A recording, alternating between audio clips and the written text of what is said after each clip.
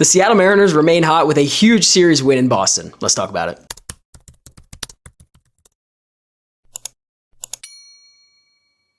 So the Seattle Mariners had a fantastic road trip honestly in a 9-game stretch that I didn't know how solid they would be. They lost the first game of every series and bounced back to win the next 2 against the Reds, the Blue Jays, as well as the Boston Red Sox. And for those of you that are not aware, that was the first Seattle Mariners series win in Boston since 2014, which is over a decade ago. But there's one thing that I never thought I would be saying that in this season so far for the Seattle Mariners that stands out the most is the offense. I think the Seattle Mariners starting pitching will eventually figure it out. They have been a little bit slow to start off the year. Brian Wu has looked fantastic, but honestly, besides that, it's kind of been up and down. Bryce Miller has had his struggles. Emerson Hancock has looked a little bit better, but there has been some struggles there. But honestly, this is way better than I could have imagined the Seattle Mariners offense looking, and I'm going to go through some of those stats in today's video. So first, let's start off with how the Seattle Mariners offense started off the year. So this was the first 12 games in which they were 4-8. In terms of runs per game, they averaged 3.1 in the first 12 games of the season, with a 199 batting average, 23 extra base hits, and a 630 OPS. Now, on this pretty solid hot streak that the Seattle Mariners are on in their last 13 games in which they are 10-3,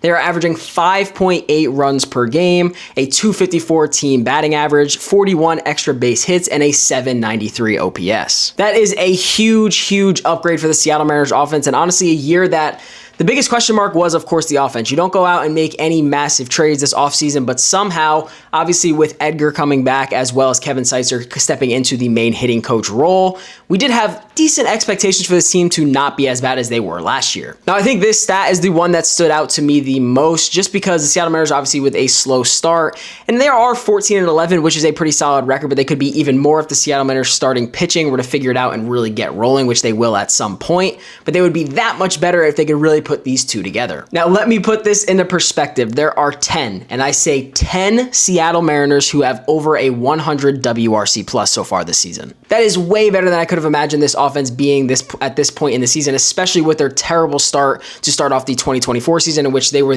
one of the worst offenses in the league. The two biggest surprises so far, and this is coming especially off a video where I said JP Crawford has really not looked too great at the plate, but he has really started to figure it out this past few series. He is up to a 133 WRC plus. And as we know, he finally hit his first home run against Boston, which was a 3-run homer, which was huge for the Mariners in that time. But he has looked a lot more comfortable at the plate. And again, a 133 WRC plus. We'll take that any day of the week. Then again, I guess your two other main surprises on this list, at least in my personal opinion, are Miles Mastrobuoni, who has a 107 WRC plus so far, in which he has 39 plate appearances. So a small sample size, but not super tiny. As well as Ben Williamson, who, as we know, was not known for his offense when they called him up. He was mainly a defensive first third baseman. And if he had some offense, it would be a great addition, but currently he is sitting at a 138 WRC plus in the 9 games he's played in. And he also has a 303 batting average, which we will take any day of the week for a guy in his first 10 games at the major league level. Another very impressive statistic in my mind that is kind of being overlooked, but I mean, as a Mariners fans, we know that this is happening,